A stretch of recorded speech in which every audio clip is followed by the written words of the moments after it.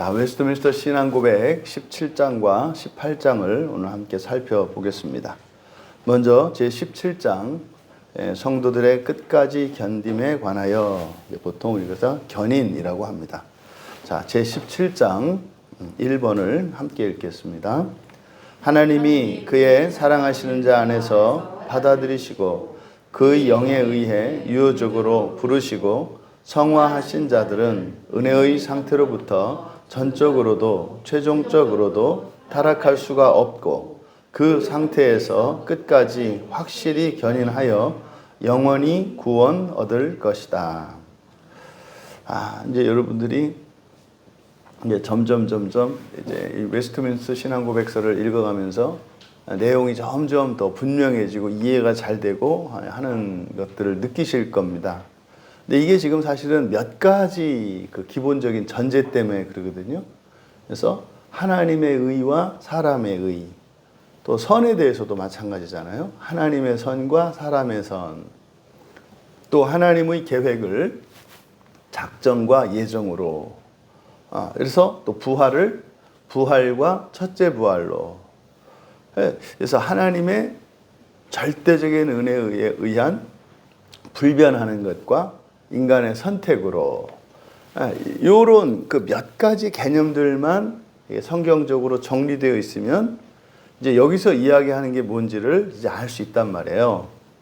사실 이제 개혁주의라고 하는 칼빈의 신학을 따르는 그 후기 지수들을, 이제 그 후배들을 이제 개혁주의라고 일컫는데, 그 개혁주의가 꼭 칼빈과 일치하는 것은 아니에요. 칼빈과 이제 좀 달라진 그런 주장들도 있습니다. 하지만 핵심은 칼빈의 신학 사상이 핵심이 되는 거예요. 근데 칼빈이 가지고 있었던, 그리고 개혁주의가 가지고 있는 심각한 그 난제가 하나 있어요. 난제. 모순성입니다. 모순성이 뭐냐면 설명이 부딪혀요. 이렇게. 그래서 따로 이야기할 때는 은혜롭고 맞는데, 또 다른 주제를 얘기할 때는 반대되는 이야기를 한다 이 말이에요. 가장 대표적인 게 뭐냐면 하나님의 은혜와 사람의 자유에 관한 부분이에요. 사람의 자유와 실천에 관한 부분. 그래서 하나님의 은혜에 대해서 얘기할 때는 그냥 모든 게 하나님의 은혜예요. 모든 게 하나님의 은혜. 그래서 막 숨 쉬는 것도 하나님의 은혜고, 오늘 내가 나온 것도 하나님의 은혜고, 막 감격해요. 하나님의 은혜구나. 그러면요, 문제가 뭐냐면 나 하는 게 아무것도 없어요. 그럼 여러분들이 오늘 밤에 나온 거나 안 나온 거나 모두 다 하나님의 은혜요.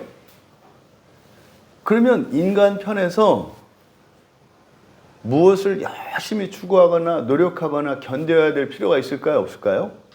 없어요. 그냥 은혜 만능주의로 가버리면 이렇게도 하나님의 은혜고 저렇게도 하나님의 은혜고. 그러니까 이제 문제가 생기잖아요. 그렇게 하면. 그러면 교회 안 나와도 되네요. 그러니까 어떻게 해요? 또 이제 그건 아니고 또 이제 이렇게 가는 거예요. 그건 아니고. 그래서 이제 인간의 실천에 대해서 막 얘기를 해요. 그래서 어떻게 해요? 죽을 힘을 다해야 되는 거예요. 또 대충 하면 그건 가짜인 거예요. 그러면 이제 물어보는 거예요, 질문을. 모든 게 하나님의 은혜라고 하지 않았습니까? 지금은 그 얘기 하지 마. 그래서 인간의 실천과 하나님의 은혜라고 하는 이 부분을 해결을 못해요. 이게 그 개혁주의가 가지고 있는 난점이에요. 이게 해결이 안 돼요, 해결이. 그런데 여러분들이 우리가 이번 살펴보는 것처럼 두 개의 동그라미 가지고 모든 게 설명이 가능하다. 그게 모순이 아니에요, 모순이. 근데 그걸 어떻게 해요? 이 개혁주의는, 또 특히 칼빈 같은 경우에는 무천년주의로서 첫째 부활과 부활이 없어요. 그냥 부활은 하나로 묶여 있다고, 이렇게. 그러니까 두 개의 동심원이 아니라 그냥 하나의 원을 가지고 설명을 하려고 하니까 설명이 안 되는 거예요. 작정은 확정된 거잖아요. 예정 안에는 우리의 순종과 불순종이 있어서 우리의 선택 여부에 따라서 정반대의 일들이 작정되어 있잖아요. 순종을 하면 축복되고 평화로운 그런 삶을 할 것이고, 불순종을 하게 되면 하나님의 징계와 진노 아래서 심한 경우에는 지옥도 갈 거 아니에요. 그러니까 이 두 가지를 나누면은 이게 이해가 되는데, 이걸 그냥 하나의 동심원을 원 하나만 그려놓고 작정과 예정을 똑같이, 부활과 첫째 부활을 똑같이, 하나님의 의와 사람의 의를 똑같이 이렇게 얘기를 하니까 모순이 될 수밖에 없죠. 언제는 하나님이 다 한다고 했다가 언제는 또 똑바로 안 하면 안 된다고 했다가, 그러니까 이게 이제 횡설수설한다 이 말이에요. 그게 이 전제가 이렇게 중요한 역할을 한다. 자, 그러면 여기서 이제 여러분들이 이것을 가지고 대부분이 이제 뭐 개혁주의 한다는 사람들이, 특히 개혁주의 진영 안에는 무천년주의가 있고 또 역사적 전천년주의가 있어요. 이거는 이제 종말에 대한 전망이 다른 거예요. 그래서 첫째 부활과 부활을 구분하는 사람들, 이거를 이제 역사적 전천년이라고 하고 전천년주의라고 하고, 아이 그런 게 어딨어, 그냥 부활은 다 똑같은 부활이야, 구원은 다 똑같은 구원이야, 이렇게 하는 사람들을 무천년주의라고 해요. 쉽게 단순화해서 이야기한다면 무천년주의적 관점에서 보면 모순투성입니다. 이제 우리가 읽어보면서 이제 그걸 살펴보게 될 거예요. 먼저 1번에서 하나님이 그의 사랑하시는 자 안에서 받아들이시고 그 영에 의해 유효적으로 부르시고 성화하신 자들은, 여기서 하나님이 그의 사랑하시는 자 안에서 받아들이신, 그러니까 그의 사랑하시는 자가 누구를 말하는 거죠? 예수님을 뜻하는 거예요. 예수님을, 그의 사랑하시는 자, 예수님을 의미하거든요. 그러니까 예수님 안에서, 그러면은요, 예수님 안에서라고 하는 이 말은 뭡니까? 전적인 주님의 은혜로, 이런 뜻이죠. 그러니까 예수님 때문에 하는 거다 이 말이에요. 예수님 때문에. 이게 앞에서 우리가 살펴보았던 중보자 그리스도잖아요. 우리가 의롭게 되는 것은 우리의 무엇이 아니라 누구 때문에 의롭게 된 거예요? 예수님 때문에 의롭게 된 거예요. 그러니까 그것을 지금 말하는 겁니다. 그러니까 예수님 때문에, 예수님으로 말미암아서 받아들이시고 유효적으로 부르시고 성화한 자들, 지금 이게 누굴까요? 이게 누구예요, 이게? 그냥 그리스도인이에요, 그리스도인. 그리스도인 성도를 말해요. 이거 뭐 무슨 교인 상관없어요. 그래서 기본적으로 그래도 우리가 최소한의 기준을 둔다면 뭐요? 신자의 기준이 뭡니까? 세례란 말이에요, 세례. 세례받은 신자, 세례를 신자의 기준으로 둬요. 이건 사실은 이것도 좁은 의미거든요. 넓은 의미는 사실은 뭐라 했어요? 태어난 것 자체가 그리스도 안에서 태어나는 거라 그랬죠. 출생 자체가. 넓게 보면 출생 자체가 예수 그리스도 안에 있는 거예요. 출생 자체가. 자, 그러면 이제 그 다음에 은혜의 상태로부터 밑줄 쳐보세요. 전적으로도 최종적으로도 타락할 수가 없고, 전적으로도 최종적으로도 타락할 수가 없고. 그러니까 이건 뭘까요? 전적으로도 최종적으로도 타락할 수 없다. 이거는요, 예정에 대한 얘기일까요? 작정에 대한 이야기일까요? 작정이에요. 작정. 그런데 전적으로라고 하는 이 말에는 이거는 예정도 포함되어 있죠. 왜냐하면 예정 속에서는 일시적으로 타락할 수 있다 이 말이에요. 부분적으로 타락할 수 있다 이 말이에요. 근데 여기서 지금 이제 전적으로, 최종적으로라고 하는 것은 사실은 이 안에 예정의 의미도 갖고 있는 거죠. 무슨 말이냐면 일시적으로, 부분적으로 타락할 수 있다 이 말이에요. 일시적으로. 하지만 완전히 타락하는 일은 없다. 그러니까 이게 전체적으로는 작정에 대한 이야기인 거예요. 그러니까 작정의 구원은 뭐죠? 작정의 구원은 부활. 이렇게 작정의 구원은 부활. 그러니까 이 부활은, 작정의 구원인 부활은, 이거는 불변하고 확정적인 거예요. 하나님에 의해서 하는 거기 때문에. 근데 그 안에, 그 앞서 있는 예정 안에 있는 구원은 뭐예요? 첫째 부활이라고 그래요. 이거를 히브리서 기자는 더 좋은 부활이라고 한다고요. 요한계시록 20장에서는 첫째 부활이라고 하고, 히브리서에서는 더 좋은 부활이라고 한다고요. 또는 더 좋은 구원이라고 이야기를 하고, 이거를 상급이라고도 해요. 그러니까 상급은 첫째 부활에 참여한 사람들이 하나님의 나라에서 누리는 실제적인 땅, 기업을 말해요. 이건 우주에 있는 별 이런 걸 말한다. 이게 상급이에요, 상급. 자, 그러면 지금 1번에서 이야기하는 바, 그리스도인의 어떤 최종적인 구원, 그러니까 부활에 있어서는 어떻다? 확실하다라고 이야기를 하는 거예요. 빌립보서 1장 6절 같이 읽습니다. 너희 안에서 착한 일을 하시니가 그리스도 예수의 날까지 이루실 줄을 우리는 확신하노라. 여기서 착한 일이 뭡니까? 착한 일이 구원이라 그랬죠. 구원. 착하다, 그러니까 선하다, 착하다, 이것은 구원을 말하는 거예요. 이게 최종적인 최고선이 뭐예요? 최고선이 첫째 부활이잖아요. 그러니까 그 최고선을 위해 우리는 살아가야 하는데, 착한 일, 선한 일, 구원이고 부활이다. 구원을 시작하시니, 부활을 시작하시니, 그가 이루는 건 누가 이룬다?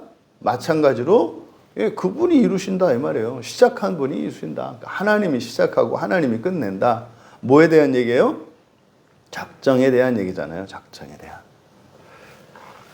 자, 그 다음에 요한복음 10장 28절 29절 내가 그들에게 영생을 주노니 영원히 멸망하지 아니할 것이요 또 그들을 내 손에서 빼앗을 자가 없느니라. 그들을 주신 내 아버지는 만물보다 크심에 아무도 아버지 손에서 빼앗을 수 없느니라. 그러니까 이렇게 확실성, 불변성이 있어요. 성경을 읽다 보면 내가 너를 영원히 떠나지 않는다. 내가 너를 지켜준다. 끝까지 함께한다. 너를 버리지 않는다. 전부 이건 뭐에 대한 이야기예요? 작정에 대한 얘기예요. 작정에 대한. 그래서 계속적으로 하나님이 떠나지 않고 함께하시고 버리지 않고 포기하지 않고 끝까지 사랑하고 영원히 함께하고 다 작정에 대한 얘기예요. 근데 이거를 착각해서 무엇을 해도 된다 이렇게 하면 안 된다 이 말이에요. 아무거나 해도 된다 뭐 이렇게 이해해서 안 된다 이 말이에요. 왜 그런 생각을 해요? 예정과 작정을 그냥 똑같은 하나의 원으로 놓았기 때문에. 그래서 그거 뒤집으면 어떻게 되는 거예요? 또 어떻게 하면 안 되는 게 되는 거예요. 그래서 한쪽으로는 경건주의가 있고요. 완전히 경건주의나 종교개혁은 뭐라고 그랬습니까? 종교개혁의 핵심이 인간이 만들어내는 구원. 로마 교회에서는 인간이 구원을 만들어내잖아요. 교황과 사제들이 구원을 결정하고 구원을 만들어내고 구원의 방법을 정하잖아요. 천주교에서는 칠성례를 해야 구원을 받는다고요. 칠성례를 다 해야. 태어나서부터 죽을 때까지 마지막 종부성사까지 7가지 성례를 해서 죄를 다 해야 돼. 근데 캐톨릭의 죄관념은 뭐라 그랬어요? 속죄라 그랬죠. 죄값을 치르는 거예요. 이걸 보속이라고 한다 그랬어요. 보속. 그러니까 자기가 지은 죄에 대해서는 죄값을 받아야 된다고요. 전부. 근데 이 칠성례는 어떻게 해요? 그 모든 죄를 사해 준다고요. 그러니까 그 칠성례를 지키지 않은 사람들은, 그러니까 죄를 지을 때마다 그걸 다 용서받고 계산을 끝내서 죽을 때 어떻게 해야 되는 거예요? 결산했을 때 0 돼야 되는 거예요. 0. 지은 죄, 받은 벌 이렇게 해서 결산했을 때 플러스 마이너스해서 0이 돼야 이 사람이 죽어서 낙원에 가고 부활할 수 있는 사람이에요. 근데 0이 안 돼. 마이너스야. 그럼 이 사람들은 어디 가는 거예요? 이제 예수 믿으면 연옥 가고 안 믿으면 지옥 가요.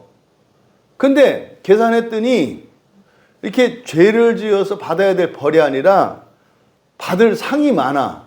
그러니까 인생을 결산하니까 플러스야. 이런 사람들을 성인이라고 하는 거예요. 성인. 위대한 사람들, 성인. 그래서 이 사람들이 가지고 있는 이 플러스, 이거를 여덕이라고 한다고, 여덕. 그래서 이거는 나눠줄 수 있어. 오병이어처럼 성인 하나가 자기가 살면서 이렇게 쌓았던 공로들이 자기가 구원받고 남는 공로가 있어. 선행이 있어. 그러면 그걸 가지고 이제 교주가 돼가지고 자 모여. 그러면 이제 그 성인을 믿는 사람들이 있어요. 성인을 따르는 사람들이. 그럼 그 성인들에게 이렇게 그 자기 덕을 나눠줄 수 있어요.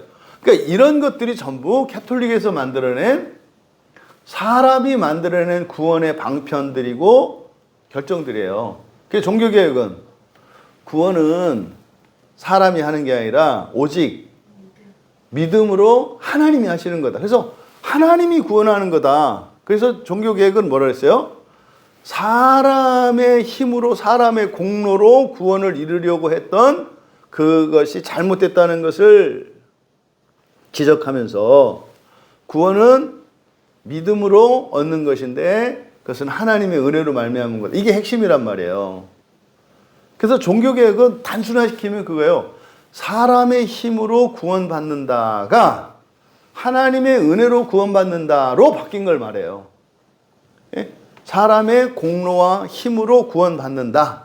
이게 로마 중세교회라면 하나님의 은혜로 믿음으로 받는다. 이게 종교개혁의 후예요. 근데 문제는 이 종교개혁의 이 부정확한 이해로 인해서 또 다른 문제점들이 지금 남겨나는 거예요. 그래서 제가 그랬잖아요. 지금 이제 이 시대, 그때는 사람의 공로로 구원을 이루는 거다라고 하는 문제를 갖고 있었어, 교회가. 그래서 개혁이 일어나서 하나님의 은혜로 하는 거야. 하나님이 하시는 거야. 하나님의 절대 주권이야. 이렇게 얘기를 했다고요. 근데 이게 사실은 작정에 대한 얘기는 맞잖아요. 작정에 대한 얘기는. 그런데 예정에다가 하나님의 절대 주권을 넣으면 돼야 안 돼요? 그러면 안 된단 말이에요. 예정에서는 하나님의 절대 주권이 사실은 우리에게 양도되었어요. 그래서 하나님도 어떻게 해요? 갈 수 없는 자리가 있단 말이에요. 하면 안 되는 자리가 있다고요. 하나님 저리 가요. 그러면 어떻게 해요? 저리 가야 돼요, 하나님이. 일로 와요. 그럼 또 와요. 그러니까 하나님이 주권자가 아니라 마치 우리의 종인 것처럼 할 때가 있어요. 이게 예정 안에서 일어나는 일이란 말이에요. 왜요? 예수 그리스도를 드러내기 위한 거라고요. 예수 그리스도로 하여금 영광받게 하려고. 또 그렇게 하면서 우리가 하나님을 닮도록 하려고, 우리의 본성을 바꾸려고 이런 방식으로 한다 이 말이죠. 근데 이 종교개혁자들이 문제가 그거예요.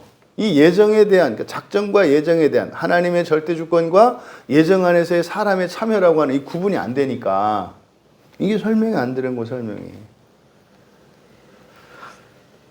지금은 교회가 어떻게 됐어요? 이제 현재 교회의 문제는 뭐예요? 분열이에요, 분열. 그때 중세 때는 교회 분열 그런 거 없었죠. 완전한 그 한 몸 된 교회를 가지고 있죠. 천주교 지금 그렇잖아요. 근데 대신 인간이 이루는 구원론, 잘못된 구원론, 그렇죠? 지금은 하나님의 은혜인 거 맞아. 그런데 그냥 오직 하나님의 은혜, 그러니까 어느 한쪽에서는 아니야. 사람이 해야 되고 사람이 책임져야 되는 거야. 그래서 이 알미니아누스하고 이게 나뉘는 거예요. 그래서 종교개혁 이후에 문제가 생겨요. 오직 은혜, 오직 은혜, 하나님 주권, 하나님 주권. 그러니까 사람 편에서 해야 되는 의무와 책임에 대한 이해가 약화되는 거예요. 그러니까 사람들이 어떻게 돼요? 엉망진창이 돼요. 그래서 장로교에서는 청교도들이 나오는 거예요. 이대로 되니까 교회가 형편없는 꼴이 돼버려요. 보통 상식 이하의 사람들이 만들어지는 거예요. 그래서 이제 감리교 이런 데서 경건주의가 나오는 거고, 반작용으로. 그러다 보니까 어떻게 돼요? 교회가 자꾸 분열돼요. 장로교 안에서도 분열되고, 감리교 안에서도 분열되고, 또 거기서 성결교도 생겨나고, 막 분열되는 거예요. 그러니까 지금 시대의 교회의 가장 큰 문제점은 뭐예요? 분열이에요, 분열. 분열. 그럼 이제 이 종교개혁을 해야 된다면 무엇을 위해서? 분열해서 통합으로, 하나됨으로. 이게 이제 우리들의 시대적 과제예요. 하나 되는 거. 그럼 그 하나 될 수 있는 유일한 수단은 뭐예요? 성경.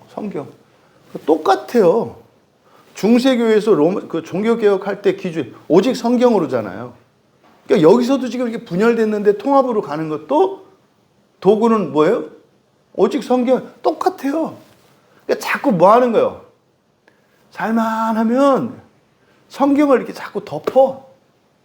이게 이제 우리들도 그러잖아요. 신자들도 이게 살만하고 행복해지고 그러면 어떻게 이제 신앙을 버리고 자기 마음대로 가려고 그러잖아요. 교회 안에서도 그런 일이 계속 반복되는 거죠. 그래서 오직 성경이라고 하는 이 말씀은 불변의 진리예요. 성경 말고는 우리에게 주신 구원에 관한 다른 지혜가 없단 말이에요. 자, 그러면 지금 여기서 마찬가지로 전부 작정의 권, 하나님의 절대 주권 변하지 않는 이것은 전부 뭐에 관한 거다? 작정에 관한 거다. 작정에 관한 거다.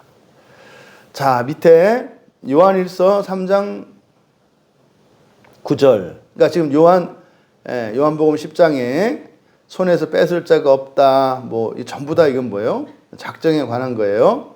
밑에 요한일서 3장 9절 함께 읽습니다. 하나님께로부터 난 자마다 죄를 짓지 아니하나니 이는 하나님의 씨가 그의 속에 거함이요 그도 범죄하지 못하는 것은 하나님께로부터 났음이라. 성경을 좀 이렇게 진지하게 생각하면서 읽었던 분들은 다 걸리는 구절이에요, 이게.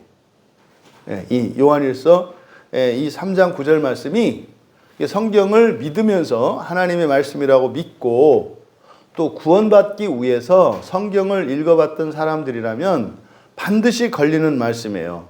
왜냐하면 뭐라고 돼 있어요? 하나님께로부터 난 자마다 죄를 짓지 않네. 그럼 이거를 역으로 얘기하면 뭐예요? 죄를 지으면 아니요. 이거 마귀로부터 난 자예요. 진술이 그렇게 된다 이 말이에요. 그러니까 엄마나 그럼 나 이거 아니네. 뒤에 보니까 이는 하나님의 씨가 그 속에 내 안에 하나님의 씨가 없네. 또 그가 범죄하지 못하는 것은 하나님께로부터 났음이라. 범죄하지 못해? 엄마나 나는 못 져서 한 안달인데 지금 뭐 이게 지금 번역 때문에 이렇게 되는 거예요. 번역 때문에. 이 구절이 거듭난 사람들의 상태를 인간을 네 가지로 분류할 때 인간의 상태를 네 가지로 분류할 때 거듭난 사람의 상태를 뭐라고 설명하죠, 우리가? 죄를 짓지 않을 수 있는 상태, 이렇게 하잖아요. 죄를 짓지 않을 수 있는 상태. 그거를 설명을 하는 거예요. 죄를 짓지 않을 수 있는 상태를 설명하는 거예요, 이게. 근데요, 죄를 져요. 그럼, 자, 보세요. 첫 번째로, 하나님께로 난 다음에다 죄를 짓지 않는다. 이게 지금 현재 시제거든요. 그러니까 원래 하나님께로 난 자들은 뭐 하는 거다? 죄를 짓지 않는 거야. 원래는 뭐 했을 때? 완성됐을 때. 이게 현재 시제로 가. 원래 하나님께서 난 자는 하나님께로부터 난 자는 죄를 짓지 않아. 이건 당위예요, 당위. 근데 이것은 현재적으로는 아직 아니죠. 왜냐하면 하나님의 씨가 그의 속에 거함이요. 그러니까 이것은 하나님의 씨라고 하는 것은 성령을 말하는 거잖아요.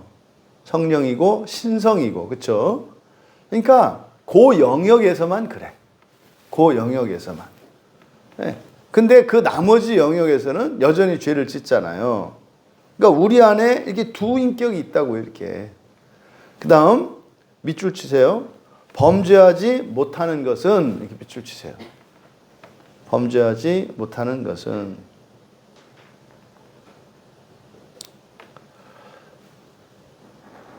그러니까 이게 범죄 못하는 것이 아니라 범죄하지 않을 수 있는이에요. 범죄하지 않을 수 있는, 그러니까 죄를 짓지 않을 수 있는 이 말이에요. 범죄하지 않을 수 있는 것은 못하는 게 아니라 않을 수 있는 거예요. 범죄하지 않을 수 있는 것은 하나님께로부터 났기 때문이다. 그러니까요, 범죄하지 않을 수 있다고요. 누가? 그리스도인은, 거듭난 사람은 그걸 이야기하는 거예요. 근데 점점점 어떻게 된다? 완전히 죄를 짓지 않는, 죄를 지을 수 없는 상태까지 가게 되죠. 부활하게 되면. 그래서 지금 여기서 이 요한일서 3장 9절은 예수 믿는 사람, 구원받은 사람은 죄를 절대로 짓지 않는다. 이런 것이 이제 경건주의자들은, 청교도들은 이걸 그대로 가져다 쓴다고요. 그럼 어떻게 돼요? 율법을 어기면 구원받지 못한 사람이죠. 그래서요, 굉장히 신앙생활 잘하는데 지옥에 대한 공포와 두려움 속에서 벗어나지 못하는 사람들이 있어요. 제 주위에도 있어요. 이게 이야기를 해줘도 만약에 목사님 말을 믿었다가 아니면 지옥 가야 되잖아, 뭐 이렇게 생각하거든요. 그거 어떻게 바꿀 수가 없어요. 근데 이게 다 뭐냐면 성경을 잘못 이해하기 때문이에요. 우리가 완전하기 때문에 지옥에 가지 않는 것이 아니라 그리스도로 말미암는 거라는 거, 그렇죠? 그리스도로 말미암는 거라는 거. 그래서 견인에는 작정의 확실성만 있는 것이 아니라 예정 안에도 확실성이 있어요. 그 예정 안에 있는, 예정 안에서의 확실성이라고 하는 것은 우리가 온전하지 못함에도 불구하고 지옥에 가지 않을 수 있게 하는 것에 대한 확실성. 이해되시죠? 이게 뭐라 그랬어요? 지속적인 회개의 삶을 사는 것이 바로 견인이에요, 견인. 근데 중간중간에 어떻게 해요? 내려놓을 수도 있다 이 말이에요. 내려놓고 싶을 때가 있다고요. 그렇다 하더라도 우리는 다시 집어들고 갈 수 있게 하는 거. 이게 하나님의 절대적인 주권 안에 또 있죠. 자, 그래서 오해를 푸시고 베드로전서 1장 9절 말씀 끝에 5절 9절 같이 읽을게요. 너희는 말세에 나타내기로 예비하신 구원을 얻기 위하여 믿음으로 말미암아 하나님의 능력으로 보호하심을 받았느니라. 믿음의 결국 곧 영혼의 구원을 받음이라. 그래서 말세에 나타나기로 예비된 구원, 이것은 미래의 구원, 미래적 구원, 그렇죠? 구원이 과거적 구원, 현재적 구원, 미래적 구원, 이렇게 세 시제로 나타날 수 있다, 나타난다, 성경에. 그러면 미래적 구원이라고 하는 것은 뭐다? 부활이다. 부활의 핵심은 뭐다? 존재의 변화인데 육체의 생명이 영원한 신의 생명으로 바뀌는 거다. 그래서 1장 9절의 끝에 믿음의 결국 영혼 밑줄 치시고 영혼이 아니라 뭐다? 육체의 생명. 이게 푸시케니까. 그래서 믿음의 결국 영혼의 구원이 아니라 생명이에요, 생명. 육체의 생명의 구원을 받음이라. 그러니까 육체의 생명이라고 하는 것은 유한한 생명, 그렇죠? 유한한 생명이 불멸의 생명으로 바뀌는 것. 이게 뭐? 이게 부활을 이렇게 설명한 거다 이 말이에요. 자, 2번입니다. 함께 읽을게요. 이 성도들의 견인은 그들 자신들의 자유의지에 의뢰하지 않고 하나님 아버지의 값 없으며 불변하는 사랑에서 흘러나오는 선택의 작정의 불변성이다. 예수 그리스도의 공로와 대도의 효력, 그들 안에서 성령과 하나님의 씨의 거주, 또 은혜 언약의 성질에 의뢰하나니 이 모든 것에서 또한 견인의 확실성과 무호성이 일어난다. 그러니까 이제 성도들의 견인이라고 할 때 이제 기본적으로 견인이라고 하는 이 말에 대한 바른 이해는 뭐예요? 굳세게 인내한다는 뜻이에요. 견인은 굳세게 인내한다. 굳세게 인내한다. 이게 견인이에요.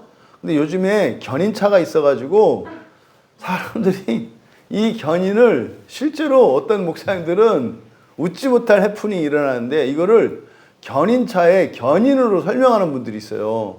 그래서 어떻게 해요? 하나님이 끝까지 끌고 가신다는 거예요. 이렇게. 생각해 보세요. 그러니까 예수님이 막 광야를 가는데 그 밑에 사람 하나가 넘어져 있고 이렇게 끌려가는 게 이렇게. 견인은 그런 게 아니에요. 그런 게 아니에요. 오히려 어떻게 해요? 주님 손을 붙잡고 막 끝까지 참아가면서 걸어가는 걸 말하는 거지. 그런데 그 견인의 원인은 하나님이 그렇게 할 수 있도록 힘을 주시기 때문이에요. 그래요. 그래서 하나님이 힘을 주시기 때문에 그렇게 할 수 있다는 거죠. 그러니까 종종 그런 질문. 그 순교의 자리에서 어떻게 해야 돼요? 그때 진짜로 저 죽어야 돼요? 말아야 돼요? 그때 가보면 알아요. 그때 가보면. 왜요? 그때 가면 그 자리에 주시는 하나님의 특별한 은혜, 성령 충만이 있어요. 그러니까 지금은 얘기해도 몰라요. 그러니까 그 순교자들이 이렇게 뭐 24시간 늘 순교자로 준비되어 있는 게 아니에요. 딱 해가지고 이렇게 꽉 차가지고 너 건들기만 해라 내가 죽는다 뭐 이렇게 살아가는 게 아니라 그때 그 순간에 구원이라고 하는 것은 한 개인과 공동체적이고 시대적인 구원이라고 그랬잖아요. 그때 그 자리에서 쓰임 받는 거예요. 순교자들은. 그럼 순교할 때요. 그때 하나님이 성령을 충만하게 부어주세요. 그럼 능력이 생겨요. 그래서 어떻게 해요? 전혀 죽음도 두렵지 않고 네, 그런 것에서 요동치 않고 더 지혜롭게 하시는 일들이 일어나요. 그때. 그러니까 순교는 우리가 이렇게 하려고 하는 게 아니라 여러분 죽을 자리 가도 안 죽어요. 불 속에 들어갔는데도 살아서 나오잖아요. 안 죽잖아요. 다니엘 세 친구들이 용광로 속에 들어갔는데 그럼 죽어야 되잖아요. 그럼 순교자 되는 거잖아요. 그죠? 근데 웬걸 옷도 안 끄슬고 머리카락 하나 끄슬리지 않고 나왔는 거예요? 그러니까 순교는 우리가 하는 게 아니에요. 하나님이 순교할 수 있도록 택하시는 거예요. 그럼 순교하는 사람들은 순교할 수 있는 용기와 힘과 그런 성령 충만으로 능력이 덧입혀지는 거예요. 그러니까 여러분들이 그럼 순교의 자리에서 다 거짓 감정이라고. 그냥 그러지 말고 교회나 열심히 나오시고 예배 시간에 정신 차리시면 돼요. 그러니까 왜 순교할 생각은 하는데 왜 설교 다시 들을 생각을 안 하는지 몰라. 그러니까 그런 거 생각하지 마라. 그러면 지금 그래서 이 견인이라고 하는 이것 성도들의 견인은요. 작정의 측면과 예정의 측면에서 여러분들이 이해하실 수 있어야 돼요. 작정의 관점에서 성도들의 견인이라고 하는 것은 어떤 의미겠어요? 하나님이 이루시는 그 일에 모든 성도들은 참여하게 돼요. 일방적으로 이렇게 하는 게 아니라 그렇게 할 수 있도록 성도들이 뭐 한다는 거예요? 참여할 수 있게 된다는 거예요. 있게 된다는 거. 그러니까 이거를 종말론적으로 얘기하면 뭐예요? 지옥에서 잘 버티고 나온다고요. 지옥에서. 이게 견인이 그렇다 이 말이에요. 견인이. 그러니까 그 작정의 관점에서 보면. 그러니까 여러분 시작하신 분이 하나님이시니까 끝도 하나님이 완성시키셔요. 오케이. 이건 다 이해되잖아요. 그렇죠? 그때 인격적인 우리는 어떤 작용을 하나요? 그냥 거기에 맞춰서 하게 돼 있어요. 그럼 구체적으로 뭘 어떻게 하면 되는데요?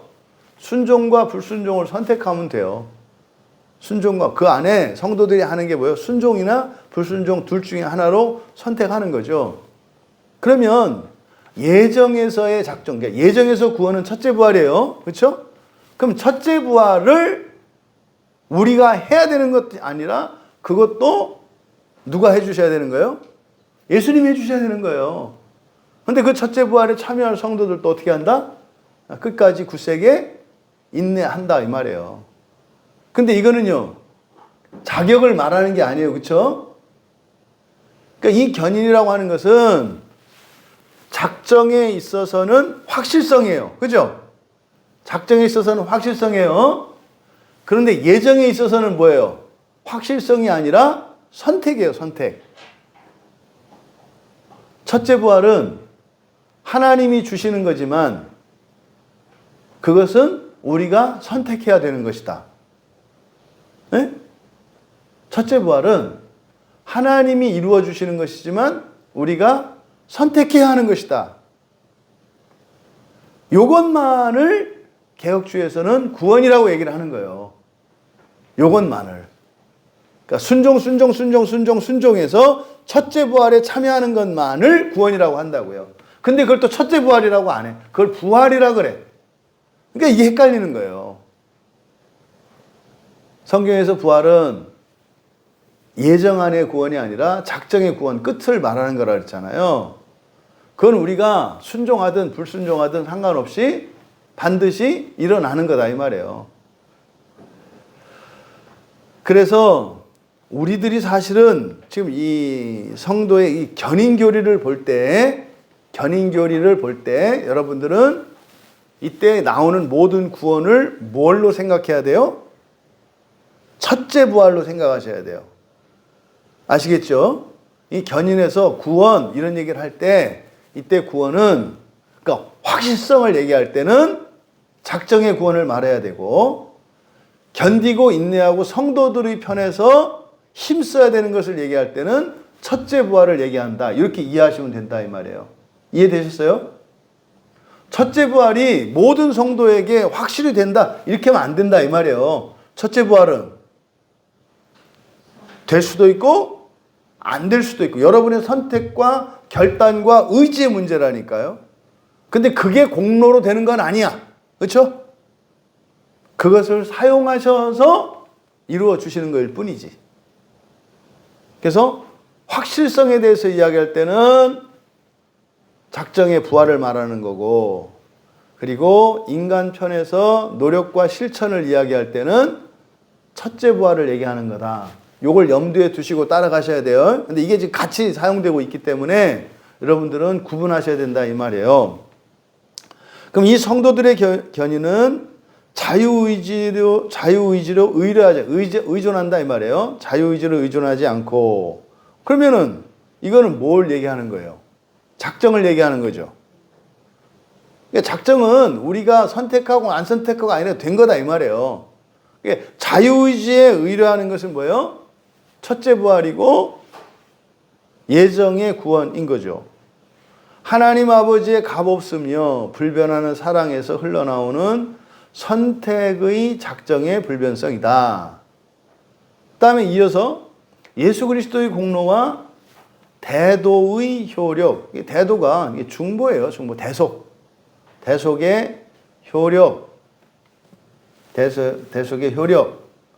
또 그들 안에 성령과 하나님의 씨의 거주. 성령이 거하는 걸 말하죠. 또 은혜 언약의 성질을 의지하나니. 지금 이것은 여기는 지금 사실상 의뢰하면서 살아간다는 거예요. 인간적 실천을 지금 얘기하는 거거든요. 그럼 요 안에서 지금 이야기하는 것들은 공로를 의지하면서 신자들이 살아가야 할 것을 말하는 거예요. 우리가 50%밖에 50점짜리 사람이라 하더라도 우리가 첫째 부활에 참여할 수 있잖아요. 그걸 말하는 거예요. 그걸 말하는 거예요, 지금. 자, 그 다음.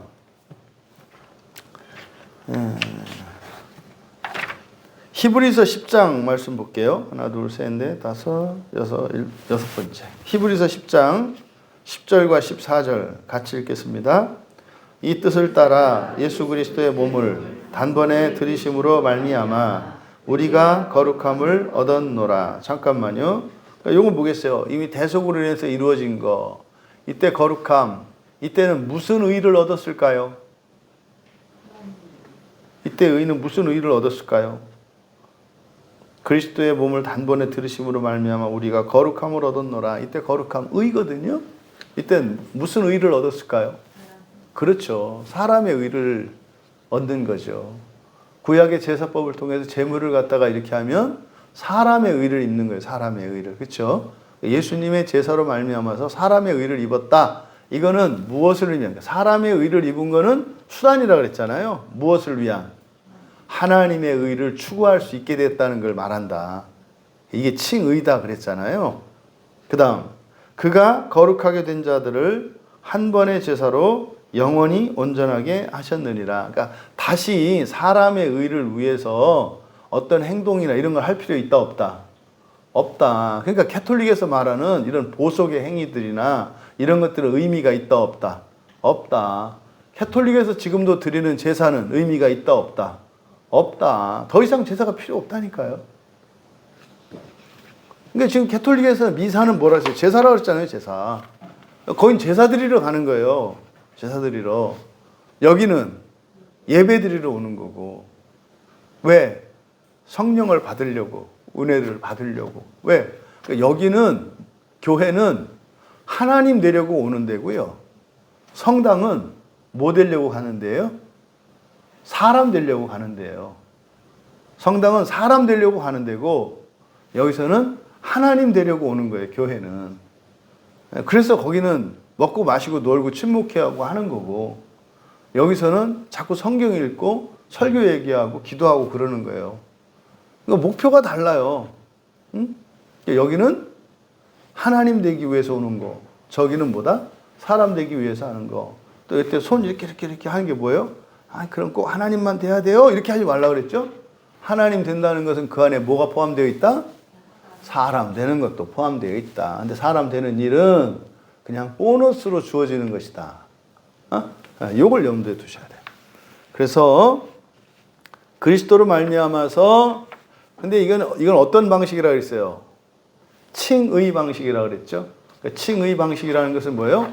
존재론적으로 완전한 사람이 되는 게 아니라 여전히 존재론적으로는 부족한 사람의 상태지만 하나님의 의를 추구할 수 있게 됐다는 거지 존재론적으로 완전하다는 거 아니다. 그래서 가난할 수 있고 병들 수 있고 일하다 망할 수도 있고 교통사고로 죽을 수도 있고 있다. 하지만 차이점은 뭐예요?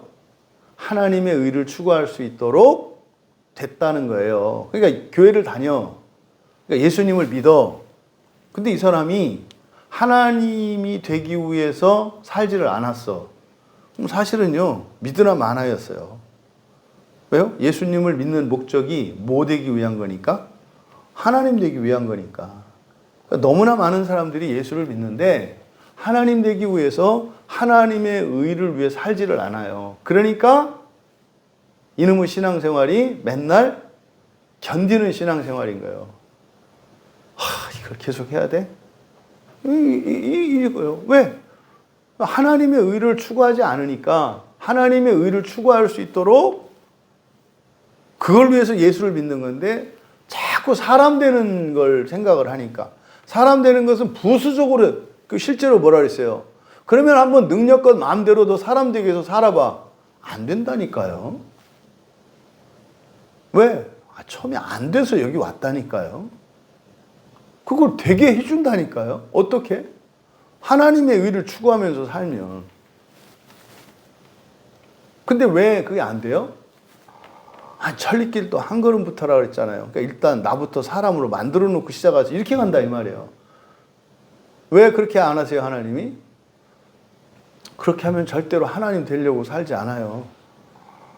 사람으로서 어떤 결함이나 어려움과 결핍이 있어야 그 결핍 때문에라도 하나님의 의를 구한다 이 말이에요. 그래서 하나님의 의를 구하게 하셔. 그럼 하나님의 의가 이루어지면 사람의 의는 저절로 이루어가게 하신다고. 지금 제가 드리는 말씀이 이해되세요? 인생을 살아가는 방식이 전혀 다른 거예요. 우리는 본성의 변화를 위해서 하나님의 의를 얻기 위해서 은혜를 받으면서 살면 내 실력으로 내 힘으로 할 수 없는 완전한 사람 되는 일들이 부수적으로 일어난다고요. 그래서요, 팔자가 바뀌고 운명을 거스르는 사람들이에요. 그리스도인의 삶의 방식은. 근데 세상의 방식은 자기 팔자를 알고 자기 주제를 알아서 자기 분수를 따라 요행을 바라면서 행운을 비나이다 하면서 사는 거죠. 그러다가 불행이 찾아와서 아이고 이렇게 넘어지는 거고. 7전8기 그래서 또 그냥 계속 하다가 나중에 이제 탈탈 털리고 오는 거고. 그러니까 특히 이제 우리 청년들은 그리스도인의 삶의 목적과 삶의 방식이 무엇인지를 여러분들이 체득할 수 있었으면 좋겠어요. 그걸 우리가 못 살았거든, 우리들이. 자, 그러면 사실 그래서 이렇게 말할 수 있는 거예요. 얻은 구원으로 그 히브리서 말씀 그 밑에다가 공란에다 이렇게 좀 써놓으실래요? 영원히 뭐 온전하게 하셨느니라. 그래서 얻은 구원으로. 그럼 이제 히브리서 10장에서 여기서 얘기한 구원이 다 얻은 구원이잖아요. 그렇죠? 그리스도로 말미암아서 얻은 구원. 얻은 구원으로 얻을 구원을 위해 얻을 구원을 위해 구원을 이루어가며 살아가야 한다. 얻은 구원으로 얻을 구원을 위해 구원을 이루어가며 살아가야 한다. 이해되시죠? 이 말. 과거적 구원과 미래적 구원과 현재적 구원을 이렇게 얘기를 한 거예요. 그래서 시작과 끝은 견인, 주님의 작정 안에 있어요. 근데 구원을 이루어가며 사느냐 안 사느냐에 따라서는 예정 안에서의 하나님 나라와 지옥이 결정되어 있는 거예요.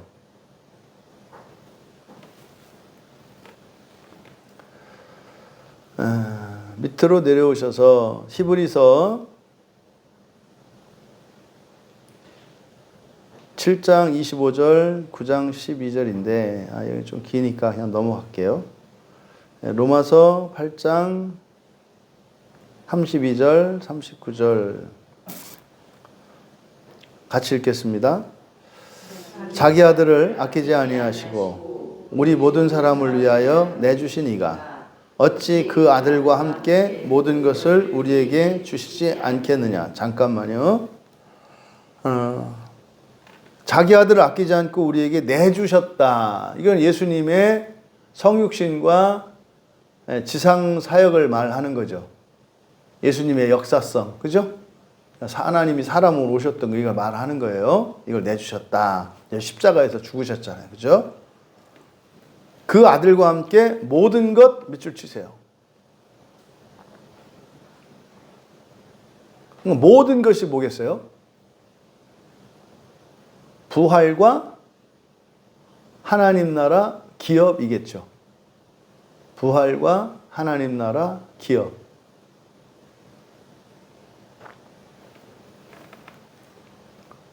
그래서 뒤에 이제 바로 뒤에 뭐라고 돼 있어요? 누가 능히 하나님께서 택하신 자들을 고발하리요. 이게 무슨 말이에요?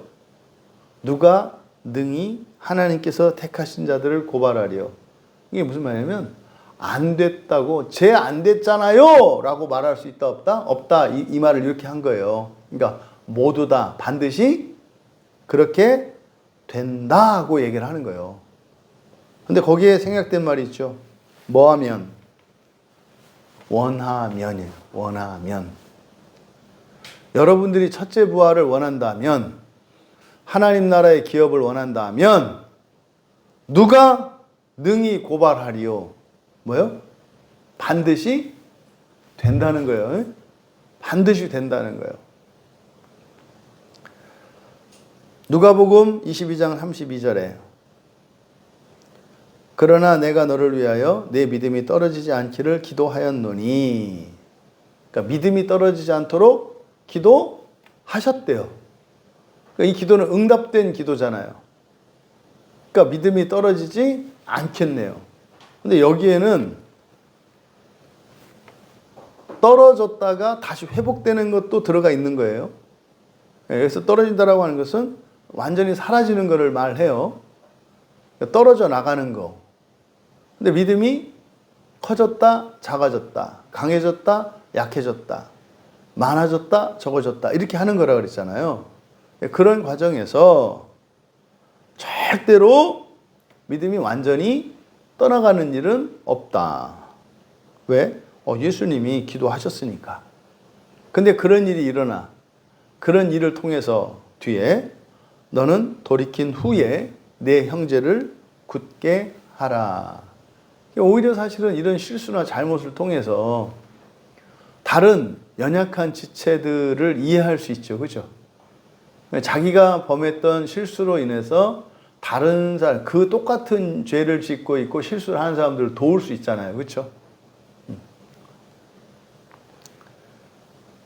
요한복음 14장 16절 17절 같이 읽습니다. 내가 아버지께 구하겠으니 그가 또 다른 보혜사를 너에게 주사 영원토록 너희와 함께 있게 하리니 그는 진리의 영이라. 세상은 능히 그를 받지 못하나니 이는 그를 보지도 못하고 알지도 못함이라. 그러나 너희는 그를 아나니 그는 너희와 함께 거하심이요 또 너희 속에 계시겠음이라. 성령님이 함께 계시는데 뭐 틀어질 일이 없죠. 근데 그 두 번째 줄에 가운데 세상은 능히 그를 받지 못하나니 받을 수 없다 이 말이에요. 요한복음의 중요한 주제잖아요. 그렇죠?